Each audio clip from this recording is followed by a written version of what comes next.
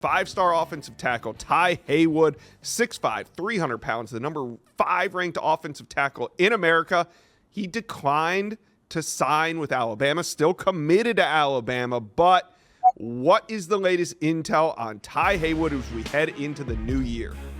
Well, we still expect the Denton Ryan product to sign with another program outside of Alabama, and there's a few contenders. We know Michigan has been in the thick of this one, and we're expecting the Wolverines to get Ty Haywood on campus for an official visit in January.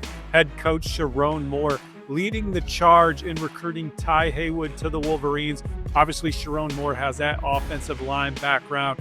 Very important to that football program, the culture, the style of play. They're making a big push for Ty Haywood. So is Texas Tech. We talked a little bit about that before the holiday, Josh. Texas Tech, they have the #1 transfer portal class in the country right now for the On3 industry.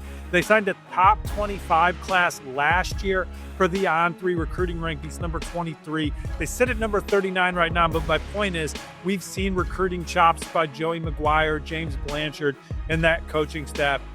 And they're right there in the thick of it for Ty Haywood down the stretch. A lot of their recruitment is home cooking, in-state success. Ty Haywood, they would love to add to that group. And then Florida State. You're going to hear Florida State a lot early in the Wiltfong whip around today, because if you did not sign a letter of intent, Mike Norvell and the Seminoles are trying to recruit you if you can play. They've been involved with Ty Haywood for a long time. Yeah. Obviously, the new coaches on staff for him to get to know, particularly on the offensive line. But Florida State is also swinging at Ty Haywood. Could other schools pop up for him? Nothing would surprise me. But we know Michigan, Texas Tech, and Florida State are active for the Alabama commit. And is there any chance that we could see Ty Haywood back at Alabama, or are you considering that? Are you putting a fork in that recruitment? All the intel to date in Bama Online was first to report it, but we are not expecting him to end up at Alabama's class. The Crimson Tide did sign a very talented offensive line class, headlined by the top interior offensive lineman in the country, Michael Carroll.